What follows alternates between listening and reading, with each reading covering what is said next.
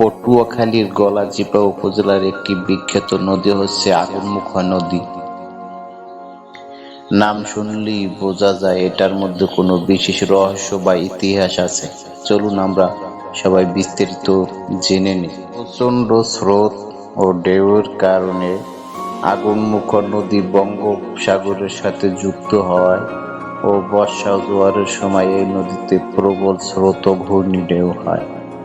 দূর থেকে সেই ঢেউ মনে হয় আগুনের শিখার মতো দাউ দাউ করে জ্বলে। এজন্য স্থানীয় লোকজন নদীটিকে আগুনমুখা বলতে শুরু করে।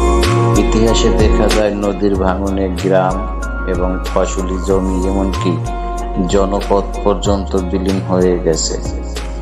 মানুষের মনে এই ভাঙনকে আগুনের মতো ভয়ঙ্কর ধ্বংসাত্মক মনে হতো, তাই নাম হয়েছে আগুনমুখা। বছর আগে এখানে নৌকাডুবি ও ঝড় আর বজ্রপাতের ঘটনা হতো প্রায় বারবার। রাতে ঝড়ের সময় আগুনের শিখার মতো আলো দেখা যেত, যা সম্ভবত সমুদ্রের ফসফরাসেন্স বা বজ্রপাতের কারণে হতো। মানুষ তখন ভয় পেয়ে নদীর নাম দেয় আগুনমুখা নদী। আগুনমুখা নদী নামটি এসেছে মূলত এর প্রচণ্ড স্রোত ও ভয়াবহ ভাঙন আর ঢেউয়ের কারণে, যা মানুষের চোখে আগুনের মতো ধ্বংসাত্মক মনে হয়। আগুনমুখা নামটি উৎপত্তি হলো আগুন অর্থ হলো অগ্নি, আর মুখার অর্থ হলো রূপ বা অবয়ব, অর্থাৎ আগুনের মতো মুখ বা আগুনমুখা। স্থানীয় লোককথা ও নামকরণের ঐতিহ্যের ভিত্তিতে স্বীকৃতি ধারণা হলো নদীর প্রায় স্রোত ও ঢেউ ফেনায় ভরা দৃশ্য দেখে মানুষের মনে আগুনের শিখার মতো দাউ দাউ ভাব জাগত, সেজন্যই এই নাম দেওয়া হয়। নদীর প্রবাহ ও তীর ছুঁয়ে বিভিন্ন নদীর মিলনস্থলের মিলিত তরঙ্গ এভাবেই শক্তিমত্তা আর আগুনের মতো তীব্র নির্গম প্রকাশ করে, যাকে আগুনমুখা বলা হয়। আগুনমুখা নদী গলাচিপা ও রাঙ্গাবালী উপজেলার মাঝখানে অবস্থিত এবং দেশের বিভিন্ন স্থান থেকে পায়রা বন্দর বা সাগর পথে আসা যাওয়া করার জন্য এই নদী পার হতে হয়। নদীটির উৎস চরকাজল গলাচিপা উপজেলা এবং এর দৈর্ঘ্য প্রায় 15 কিলোমিটার। নদী প্রবাহের তীব্রতা ও স্রোতের কারণে নদীর তীরের গ্রাম, বাজার, লঞ্চঘাট এবং ঘরবাড়ি দিনে দিনে বিলীন হয়ে যাচ্ছে। যেমন চাইতেবুনিয়া ইউনিয়নের জনগোষ্ঠী এর মধ্যেই প্রায় সবচেয়ে বেশি ক্ষতিগ্রস্ত হয়েছে, যেখানে হাজার হাজার মানুষ প্রতিনিয়ত ভাঙনে, অনিশ্চয়তা ও ভয়ের আতঙ্কে বসবাস করছে। একটি প্রতিবেদন অনুযায়ী গত 5 বছরে পানপট্টি লঞ্চঘাট এলাকা থেকে প্রায় 500 থেকে 600 ফুট অঞ্চল নদীতে বিলীন হয়েছে। অনেক দোকান, মসজিদ ও ঘরবাড়ি হারিয়েছে। নদীর মোহনায় তৈরি হওয়া ডুবোচর এক কারণে লঞ্চ, ট্রলার ও মাছ ধরার নৌযানগুলো চলাচলে মারাত্মক সৃষ্টি হয়েছে। ভাটার সময় নৌযানদের কয়েক ঘন্টা পর্যন্ত অপেক্ষা করতে হয়। পানি উন্নয়ন বোর্ড সহ সংশ্লিষ্ট কর্তৃপক্ষের প্রচেষ্টা থাকা সত্ত্বেও কার্যকর কোনো স্থানীয় বাঁধ বা ভাঙন রোধকমূলক ব্যবস্থা নেওয়া হয়নি।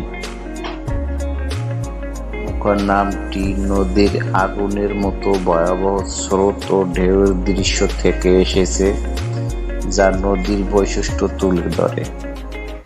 গলাচিপা ও রাঙ্গাবালীকে সংযুক্ত করে এই নদী, যা পরিবহন ও জীবিকার কেন্দ্র মাধ্যম।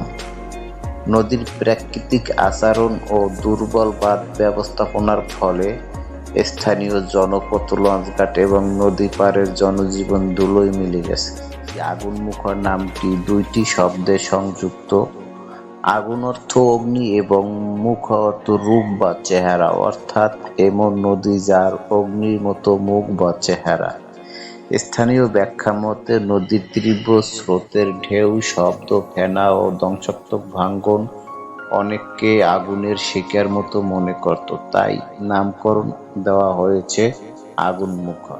নদীটি পটুয়াখালী গলাচিপা উপজেলার চরকাজল থেকে উৎপন্ন হয় এবং প্রায় 15 কিলোমিটার দৈর্ঘ্য রাখে। চাইতেবুনিয়া ইউনিয়ন শহর রাঙ্গাবালীর বিভিন্ন গ্রামের শত শত পরিবার ভিটে জমি, শিক্ষা প্রতিষ্ঠান সহ সব হারাচ্ছে, কেউ রাস্তার ধারে, কেউ ভেরিবাঁধের ওপর।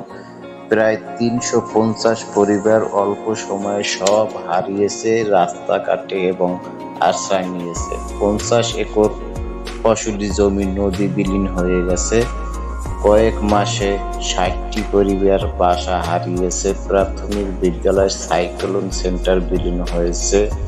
পানপুট্টি ও কোরালিয়া লঞ্চঘাট সংলগ্ন এলাকায় গত ৫ বছরে প্রায় ২৫০০ ফুট নদীপথ হারিয়েছে। লঞ্চঘাট বারে বারে স্থানান্তরিত হয়েছে। অনেক বসত ঘর, দোকান ও প্রতিষ্ঠান বিলীন হয়েছে। অতীতে প্রবল স্রোতপূর্ণ এই নদীতে বর্তমানে অনেক ডুবোচর জমে গেছে, ফলে নাব্যতা সংকট চলে। অতীতে প্রবল স্রোতপূর্ণ এই নদীতে বর্তমানে অনেক ডুবোচর জমে গেছে, ফলে নাব্যতা সংকট চলে এসেছে এবং অংশ বিশেষ নাব্যতা হারিয়েছে।